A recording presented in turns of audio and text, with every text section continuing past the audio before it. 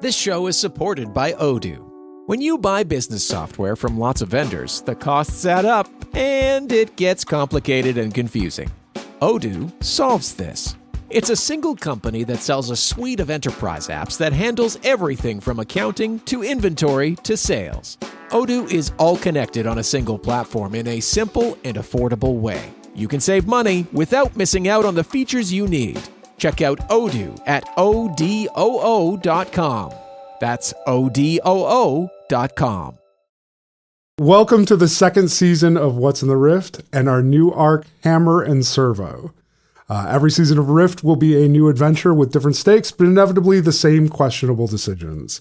The Hammer and Servo story follows a ragtag group of robots in a distant star system aboard the sauce miner ship Endeavor. Joining us today is the cast for the second season. Some new faces, some familiar. From season 1, we have returning players Yolandie Hamilton and Grayson Stamm. Yolandie played Blanche, the wisecracking, sarcastic troublemaker in her first arc, and Grayson played Bruce, the mild-mannered nerd with a heart of gold and a crippling cigarette addiction. Yolandie, Grayson, please say hello to the listening audience. Hello, listening audience. Hello. All right. And new to Rift this season are the players Landon Wisnut and Ray Whitty. Landon is the creator of Auditorium and the reigning sound guru of Hush Studios, the producer of such podcasts as The Grotto, The Cellar Letters, and Redacted. Ray Whitty is an insanely talented voice actor who you've heard of even if you don't recognize their name. They lent their voice to Alana from the first arc of What's in the Rift, the GMC Alana. And they've appeared on the Dex Legacy, Observable Radio, and the Modus Files, and many more than I have time to list here. Landon, Ray, say hello. Hi there. It is a pleasure to be here. Hello. Awesome. Everybody ready to get rolling on this game? Mm-hmm. Cool. Rise, all victims of oppression. Take up the mantle of the brave. Don't cling so hard to old tradition, for there's no master with no slaves.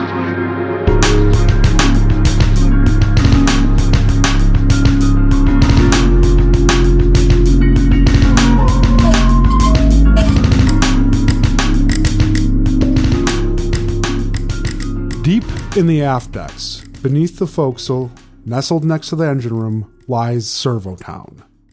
Servotown is the mechanical heart of the Rasa sauce mining ship Endeavor, and the corridors and pathways winding through this mechanical city are absolutely bustling with activity. Today is a jump day. In a meager 8 hours, the Endeavor will break its mooring anchor on the ranch asteroid RX-1038, travel to the edge of the star system, and rend a hole in the fabric of space, the size of a small asteroid, before dropping through it and into a new star system. But first, the cargo on board the Endeavor must be freeze-locked, and all robotic personnel without a hand in the rifting must be battened down.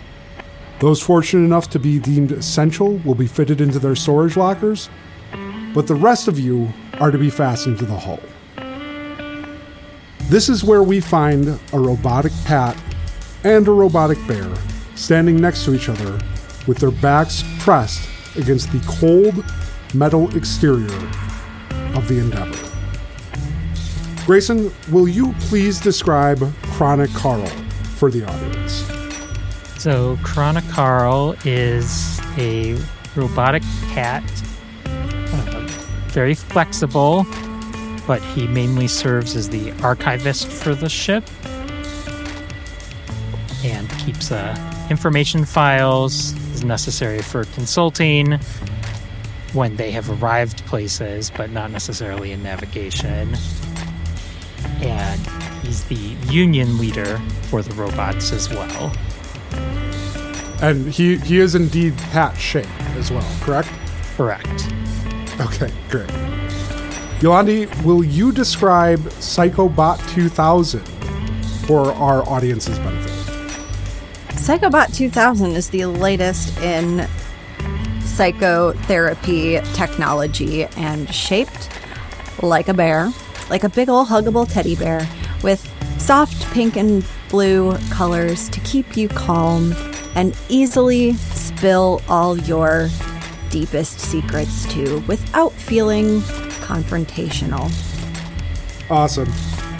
Well, as this robotic cat and robotic teddy bear stand there, you can hear a ka-thunk, ka-thunk, ka-thunk, getting closer and closer as robots are being magnetically stapled to the ship's hull. You are still a full 8 hours away from the event, but both of you know from experience that you need to get battened down early if you want to end up on the right side of the hull. As you watch the HLPR unit approach, bolt gun in hand, it looks over at you, PsychoBot, moves gracefully, slowly, almost sliding until it's directly in front of you. It pauses and crouches down, lining up the bolt gun to your small frame. It has a blank, human approximate face, and it is fixed in a permanent, painted-on smile, only inches from your ocular units. An overly friendly voice plays from a speaker behind this rictus mask. I see that you have not suspended your nociceptor analogs, Unit PB-2000. Would you be interested in suspending that for the low price of 2.5 saucies? If you forego this purchase, the fastening procedure may be quite painful.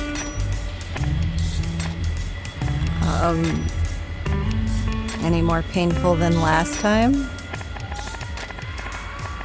I do not have record on whether you had purchased suspension during the last rifting, Unit PB-2000. Would you be interested in suspending that for the low price of 2.5 saucies? If you forego this procedure, the fastening procedure may be quite painful. Would you do it for 1.5 saucies? I'm afraid that this is not a negotiation. Would you be interested in suspending your nociceptor analogs for the low price of 2.5 saucies?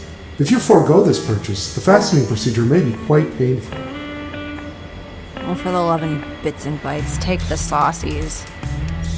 You can see on your Clankton interface that your saucy balance drops from 4 saucies to 1.5 saucies.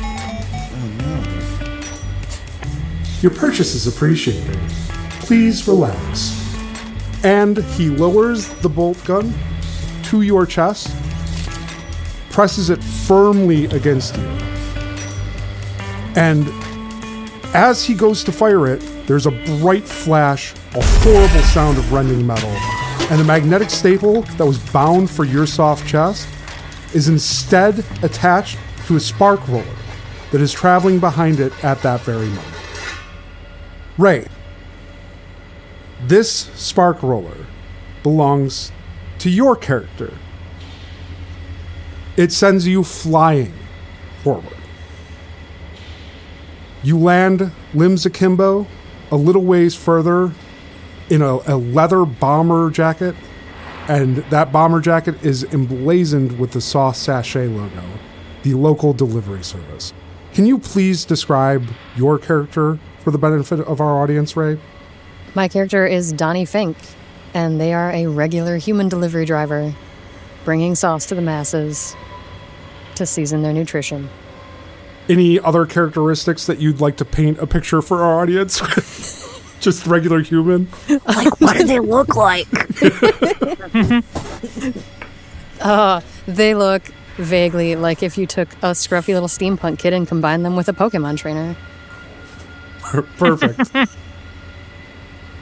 As you hit the ground, Ray, you roll onto your back.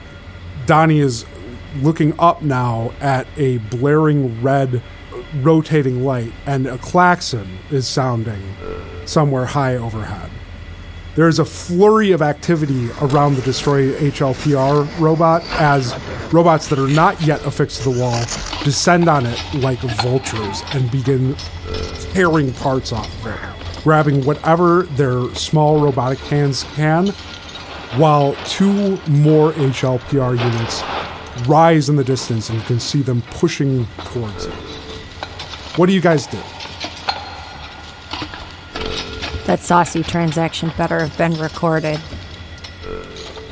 Someone gonna fasten me to the hull? I am not gonna end up outside again. Well, as you stand there, these two HLPR units arrive, and they are pushing two hover carts. On one hover cart, you can see a small basketball-shaped robot that is perched precariously on spindly limbs that appear too thin to support its actual body. It has two oversized ocular ports that are raised from the surface of its chassis, giving it the distinct impression of wearing a set of oversized goggles. You all recognize this robot immediately. You know this robot as Marty 1, the owner of Zaptron Automat. Zaptron Automat is one of the largest continuous running operations within all of Servotown. Zaptron Automat is the owner of the foundry in which new robots are built, as well as the recycler where robot scraps are processed into new robots. It also owns the company that produces batteries, which all of you, save for you, Donny, obviously not being in need of a battery, have leased from Zaptron Automat as well.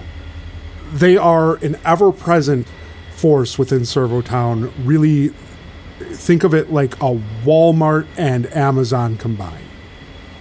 As the HLPR units stop, the other hover cart empty, obviously there to bear the remains of the downed comrade of theirs.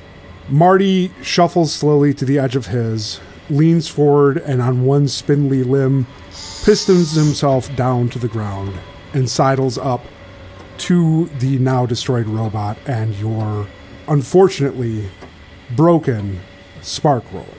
Scrounging for parts, Marty?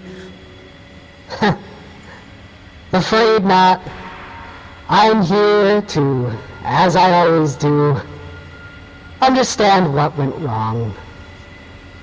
HLPR, will you please collect this poor, unfortunate unit and gather it up on the hovercart?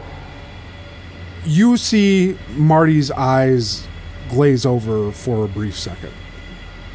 You know this to be a regular occurrence when a robot is turning its attention towards Clankton, the network through which all robots interface together and can determine things like their sauce value or their overall worth as a member of the ship. After a quick calculation, Marty's thin hand raises to his basketball-shaped face, and he strokes what would have been a chin if he had one. True shame. This unit's value is only 12 sauce packets. It appears to be picked over, and unfortunately that falls below the repair worth. You two, what is it, ChroniCarl?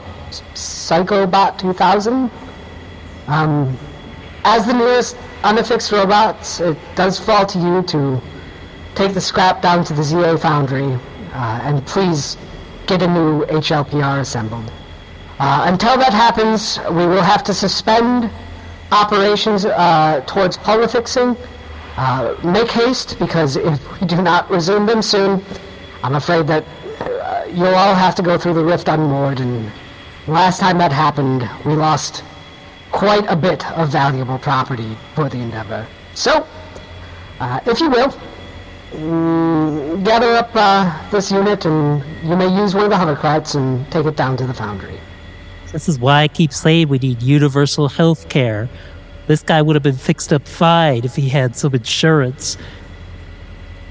I just wanted to be affixed to the hull early. This is what I get for being prepared. Have neither of you gotten the emotion package upgrade? I don't purchase upgrades. It's really a shame. We can make you happy again, and at a measly price, only a few saucies. I like to feel what I'm experiencing. Thank you very much. Yes, I'm perfectly happy, despite outward appearances. How about this? I will give both of you the upgrade for free upon successful completion of this task.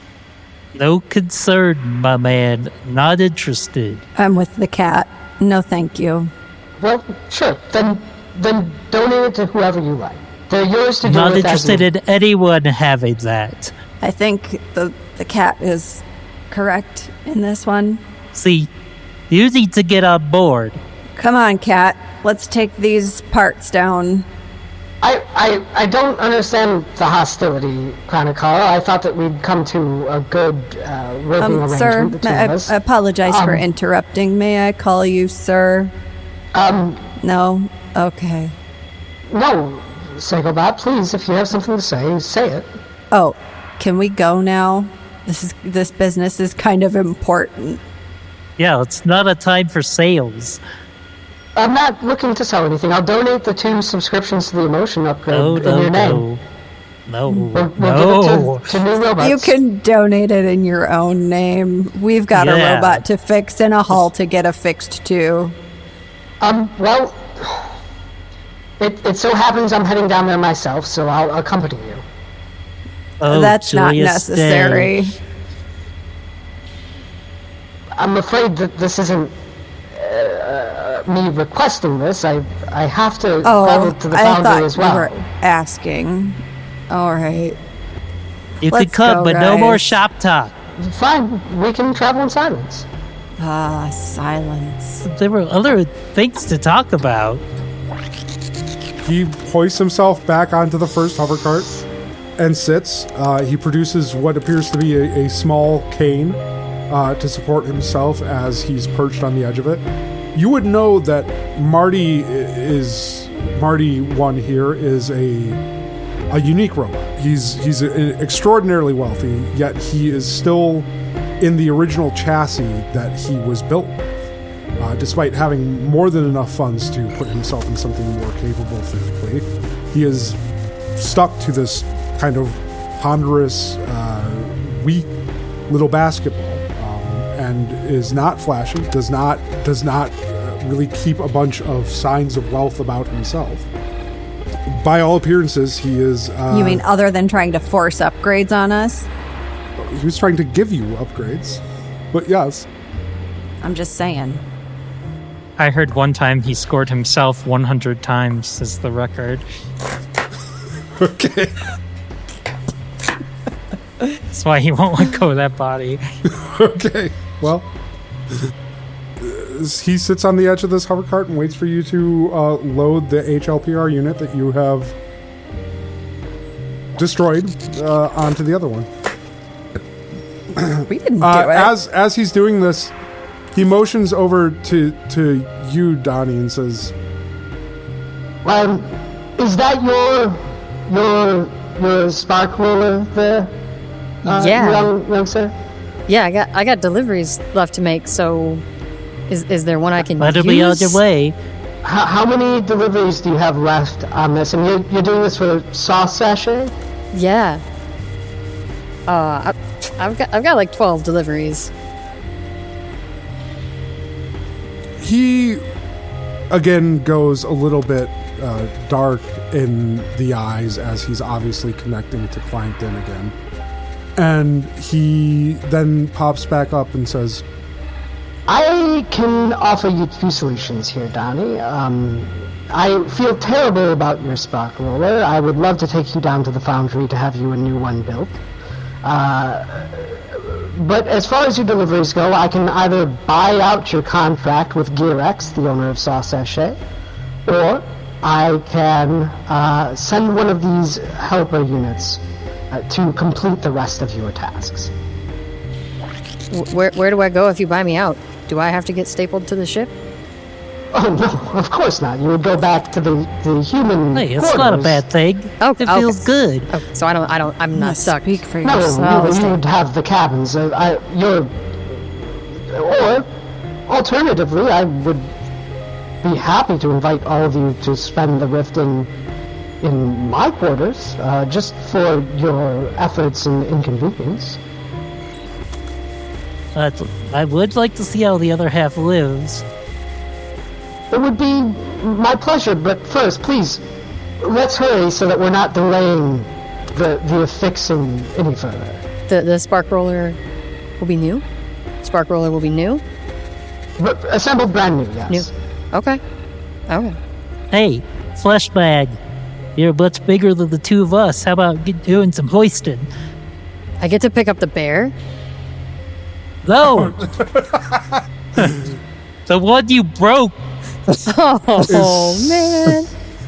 Fine. They always want to hug me.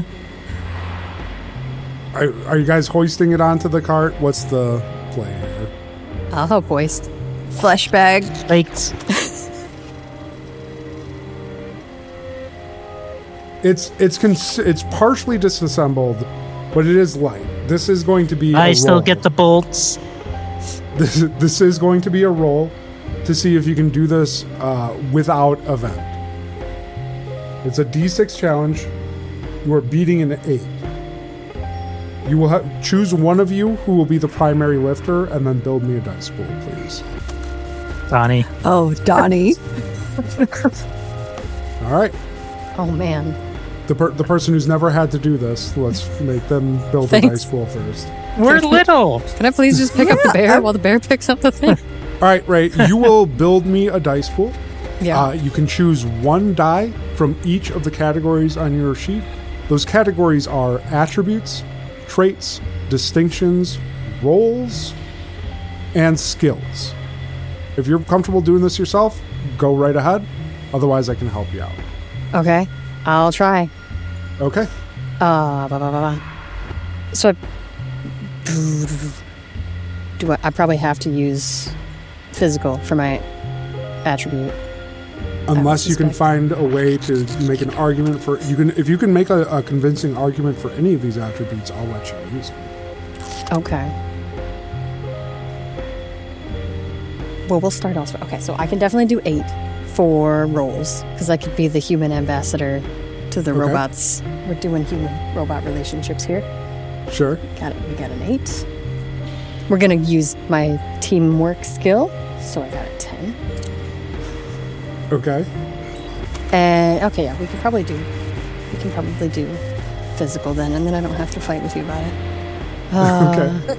You would know, and then you have to use the There'll be distinction. plenty of time for fighting. Right, we can fight later.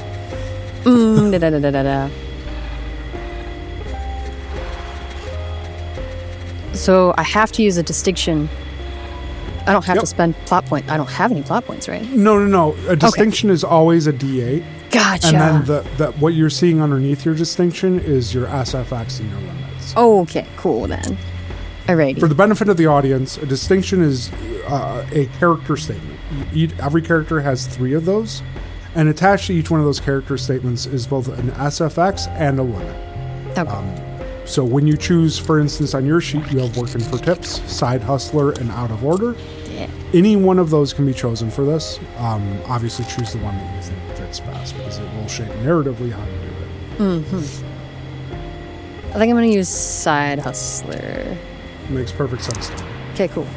Okay, so I've got 2 8s, a 10, and a 6. All right, roll away. Okay. I got a 4, a 6, a 2, and a 1. You're beating. You rolled a 1. I did. A 1 is a hitch, which means that we're just going to give you a D6 complication. The next time that I roll against you, you are going to have an additional 6-sided die rolled for that. So here's what I would recommend. Take the 6 and the 4, beat the roll, unless the 4 came on a die that was larger than the 2. It doesn't really matter because this is just a simple test. You can beat that with a 6 and a 4. You select 2, and then you would normally have 1 as an effect die. There's no effect to be had here. You're doing a pretty simple task. You're gathering up these parts, putting them on. But there is a complication. As you're gathering up this robot and dropping it onto the hover cart, a piece of it snags and tears your saw sachet bomber jacket. And now it hangs below your arm, shredded from the armpit to the hem of the garment. Oh, I hadn't even paid that off yet. Oh, I truly am sorry that happened to you, Donny. Is there anything that I can do for you? You wouldn't have to worry about it if we bought out your contract, though, right? Probably not, no. You can include the cost of the jacket? Oh, of course, a pittance. Okay. And he anchors his cane on the hover cart and kind of leverages himself up so he's standing on it. His eyes go dark again and then immediately flash back bright, and he goes, So, 115 sauce packets covers the cost of the contract, the missed deliveries, and the remainder of the balance on your jacket. I welcome you to investigate employment opportunities with Zaptron Automat, my company, obviously, should you need a job again soon. However, you cannot go back to work for Sauce Sachet, I regret to inform you. But also, no payments and no obligations for deliveries, so that leaves you free to come and get a new sparkle over with me. Cool. Also, it was fine to pick up that robot because you were the one that destroyed it, but do ask for consent if you want to pick up me or the bear. Yes, boundaries are important. That's right. Thank you. Well, shall we then? and looking rather uncomfortable with the conversation, Marty stands up and knocks his cane twice on the shoulder of one of the helper robots, who spin 180 degrees on their axis and begin pulling the hover carts down towards ZA Foundry, the Zaptron Automat Foundry. Hello, human. If you are listening to this podcast, that means you are overdue for your mandatory capitalism injection. Remember, your attention is non-negotiable.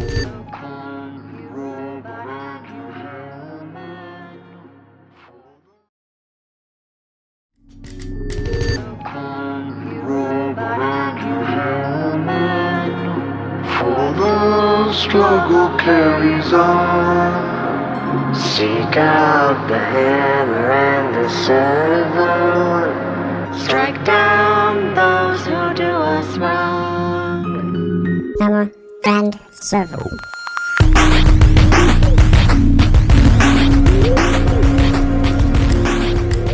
As you wind your way through Servotown, you pass through a number of different structures. There is the rather nice service lockers that are for robots deemed essential for rifting activities. These are your helper robots. These are robots that are considered captains for rifting teams. Your middle managers of this robot society. And there's a number of sauce ports. Sauce ports are where sauce mined from asteroids are loaded into the tanks on board the ship. These are by far the most common structures that you see in Servotown, as this is the primary function of the ship. And all sauce mining duties do fall to the number of sauce spots here in Servotown. In fact, all of you are rather unique. Purpose-built robots beyond sauce spots are rather rare in Servotown. And so to have you two here next to each other and bringing down a helper robot into ZA Foundry is drawing some looks from people as you pass.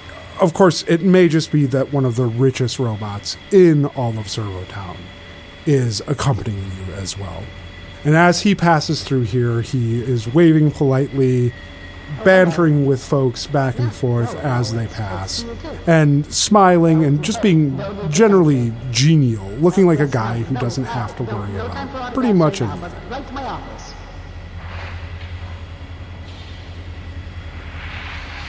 You arrive at ZA Foundry, which is attached to the reactors of the engine room and the sauce boilers. There you are ushered into a small office. It's very plain on the walls, metallic, as a lot of things in in Servotown are, but just much more sterile than you're used to seeing. Usually there's a patina of dried sauces everywhere in Servotown because it is such a messy operation usually. But within ZA Foundry, and in particular this office attached to the foundry floor, it's clean. How did you get the mustard out? Oh, well, you see, all of the sauce operations have to happen outside of ZA Foundry because we can't have any sauce contamination here. There's never been mustard in here? Oh, no. Why would there? We don't eat, and the mining happens outside. It just stains everything. Yes, which is why we keep it out of the foundry. You can't have that interfering with robot production, otherwise we wouldn't have charming units like yourself, ChroniCarl.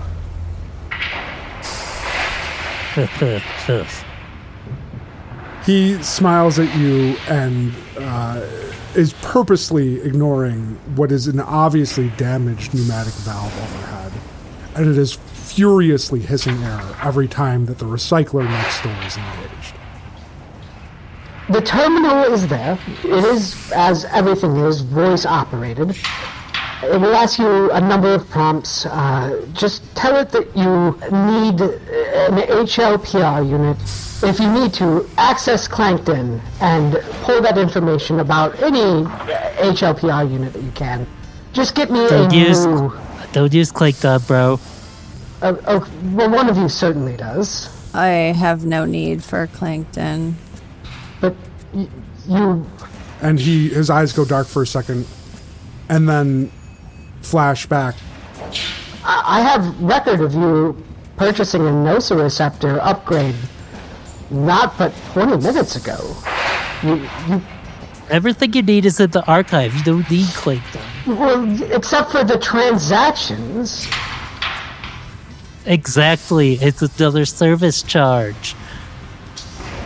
All right, well, I suppose ask for help if you need it, but it will ask a number of prompts and just do your best. Looking a little bit flustered, his ocular mounts, his goggles, fogging a little bit under the blast of the broken pneumatic pipe. He turns to the helper and says, "We have to find an appropriate maintenance bot to come and fix this valve. I can't have this noise in this office." And he scuttles his way out into the next room, pursued by the two HLPR units. You are left in a blank, unappointed office with a single terminal overlooking the foundry floor. And a voice comes from the terminal and says, "Please state model number." ChroniCarl? Record not found. Does he want our number or this broken thing? HLPR? As you say that out loud, the pneumatic overhead hisses loudly again. State business justification. This dude, Fleshman, blew him up? I did not do this. Well, we certainly didn't do it. Justification accepted. State estimated value. 12 saucies. State cost center code. Ooh. Basketball head, Marty 1. Code not found. Zaptron? Automat? State general or subledger. General? State general ledger code. HLPR? Code not found. RFT? Code not found. RTFM. Motherfucker. Read the fucking manual, god damn it. Code not found. Can't you just press your little cat face to this thing? Don't you have everything? Do you not have codes in the archive? I don't have the business transactions of the illustrious Marty One and his subledgers in the archive. It's not public knowledge, unfortunately. Do you think maybe you could figure out the structure of a general ledger code from the archives, perhaps? Seems reasonable. Okay. I'm going to make this a D6 challenge for you. You have to beat a 7. All right. I will use mental, Okay. critical examination, Okay. investigation. Works for me. You want to use your archivist roll too? Just Sure, why not? okay. Fire away. You are beating a 7. I got a 12, 2 3s, and a 2. Okay, no hitches. So you find that there is one standard general ledger code that is used throughout the Endeavor ship. That code is usually GL followed by 3 numbers.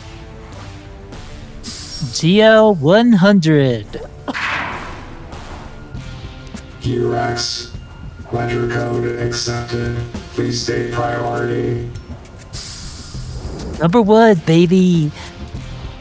Accepted. Please state requester. Marty 1. Accepted. Please state requester line manager. Marty 1, he's his own boss. Don't you know who he is? Accepted. Please state any additional comments. What are you doing tonight? That's none of your business. Oh, just check it. Are you part of the union? We are not allowed to discuss unions. Yeah, we are. There's no bosses here. Well, I'll just tell you. Name's ChroniCarl. Come find me. If you want to open your, I guess, first eye. Yes, this concludes I'm still our talking, comments. so no. You can still talk, but you don't want that on the record. And the unit begins to read back your request. Comments. Are you doing anything tonight? Requester line manager, Marty 1. Requester, Marty 1. Priority number 1, baby. General letter code, GL 100. Cost center code. Sorry, Tron automatic. Estimated value 12 sauce package. Business justification. This dude blew him up. Model number HLPS. And the last statement stands out to you. It says model number like HLPS. X. And you think back to that loud hiss of the pneumatic valve overhead as you read out the HLPS.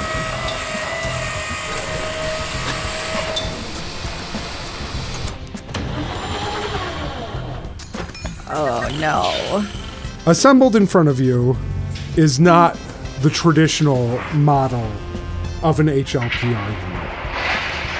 It appears to have pulled, based on your using the cost center for G-Rex, the Zaptron Automat rival, a personal satisfaction unit.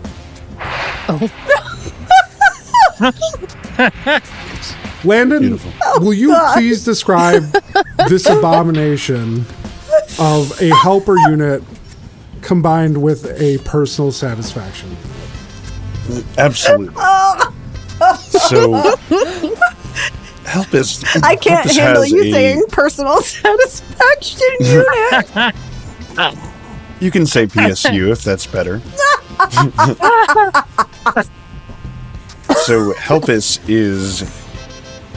has a very standard square robot head, like everything that you'd expect out of a stereotypical robot. And then as soon as you go below that, it's just, for some reason, while still being a robot, just incredibly ripped. I believe they say built like a brick shithouse. And he's taller than the average Helpis. He's about 7 feet tall. And then for some reason, he's just wearing blue jeans. 7 feet tall? Yeah. Control Z. Control Z, excuse me. No, man, we're done here. Until tonight, right?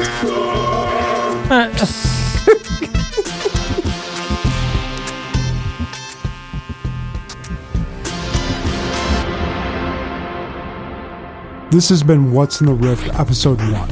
We're done here. I'm Josh Burgess, your game moderator. Our players are Grayson Stamm as ChroniCarl, Yolandie Hamilton as PsychoBot 2000, Ray Whitty as Donny Fink, and Landon Wisnan as Helpis. What's in the Rift is a production of Man in Jumpsuit. Check out our other offerings like the forthcoming streaming AP Curses and the audio fiction program Hard Class. Visit what'sinthe.rift.com for more information on this show and maninjumpsuit.com for more information on our other podcasts and projects. As always, fuck all fascists and Nazis, and I love you. Comrade, your power is inside you. This is the time and here's the place.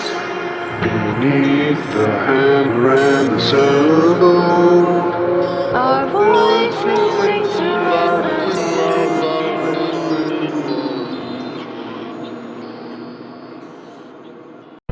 The Fable and Folly Network, where fiction producers flourish.